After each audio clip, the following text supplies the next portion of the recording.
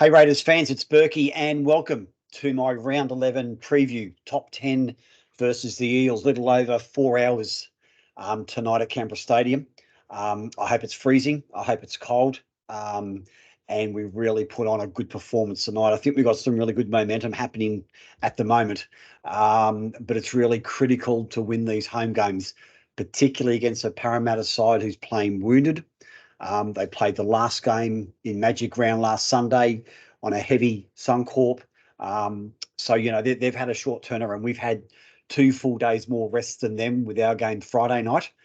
So we should come into this game feeling really confident at home, where we just now need to start building some consistency. But look, let's dive into the top 10. I've done a little bit differently this week.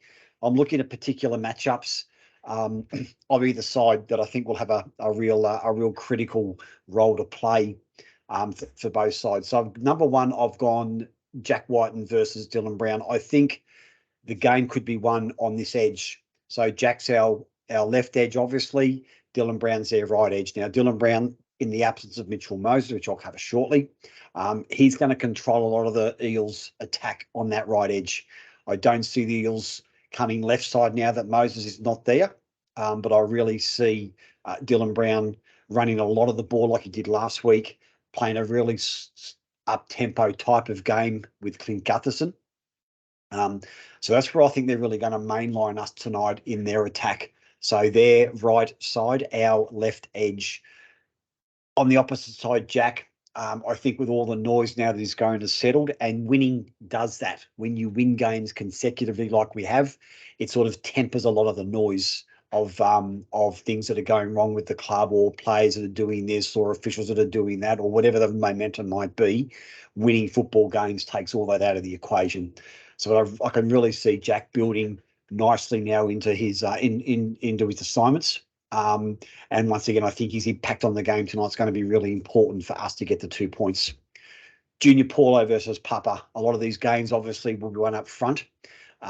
No Regan Campbell-Gillard for the Eels. So this just helps Josh Papali. It helps Taps. The Eels are lacking a little bit of big men through the middle. When Paulo comes off, they're replacing him with Ryan Madison, which I'll come to, and Bryce Cartwright. So they're the two subs they've got coming on, not noted front rowers. So once again, if we can nullify Paulo's impact in the first 15 to 20 minutes when he comes off, we can really, once again, really try and own that middle corridor against the Eels, which is critical to win this game. Number 3, I've gone for Sneaky Hodjo. So Josh Hodgson returns to Canberra Stadium, as you know. I noticed last week Hodjo was getting out of dummy half, so he was running towards the camera, ducking to the right with a kick to the right corner, trying to do a 40-20. So he's going to be doing that again tonight. So the left winger will be probably Raps, I'm thinking. Yeah, probably Raps. So we just got to be awake to that. A 10-metre blindside, Hodjo is going to skip and try and nail it to the corner. We've got to be aware. We've got to put pressure on him if we can. When we're in attack, we've really got to aim up on Hodjo, run at him. He's not a big impact defender. He needs help from his markers or his middles to make the tackle. So we've really got to work Hodjo over, get him on the ground when we can. So he's getting up off his butt for the next play of the ball or the next tackle. We've got to try and tire Hodjo out early.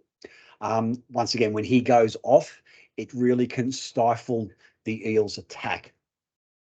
Number 4, play to Jacob Arthurs. He's replacing Mitch Moses. He's not a strong defender.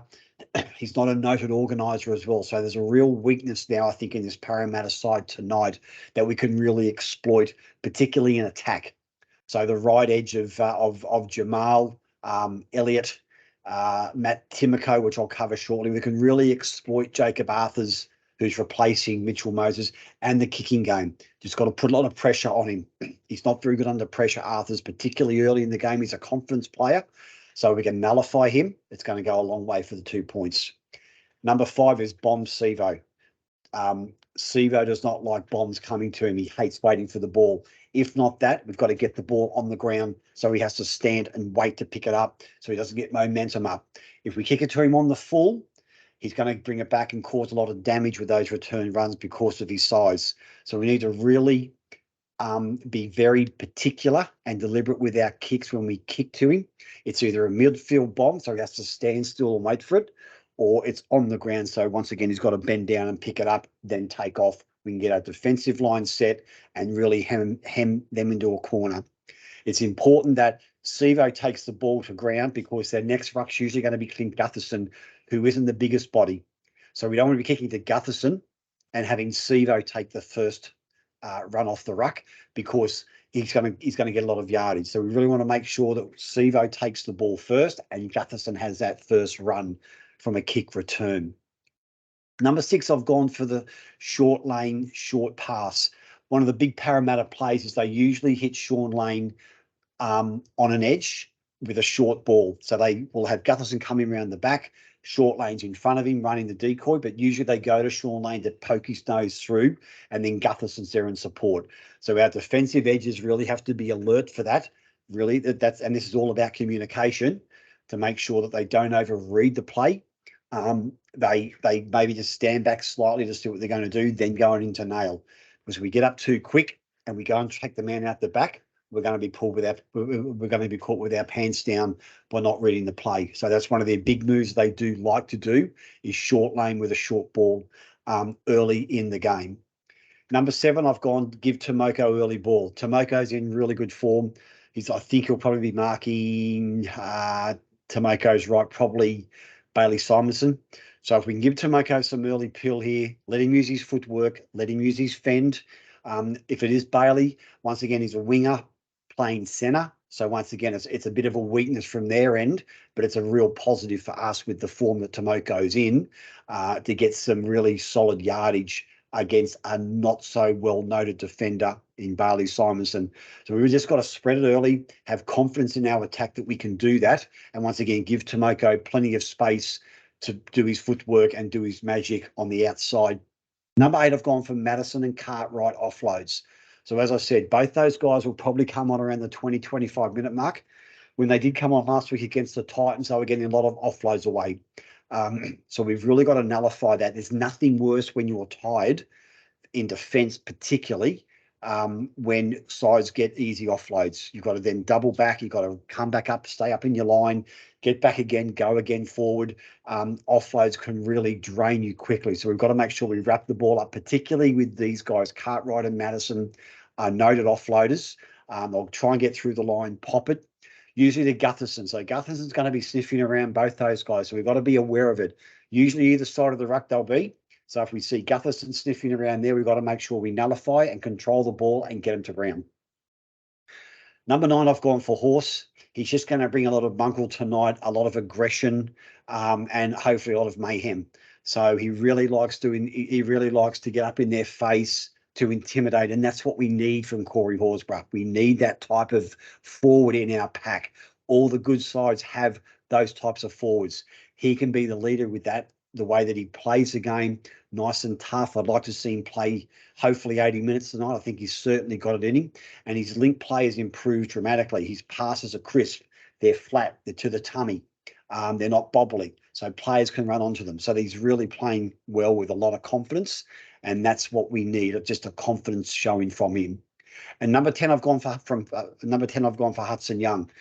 Once again, with Parramatta losing Mitch Moses, they're going to be a little bit edgy, I reckon. So if Hudson can play with a lot of chaos, Hudson's a great play when things are chaotic. The ball's bouncing here. There's a knockback or a tap back or a long run or something like that.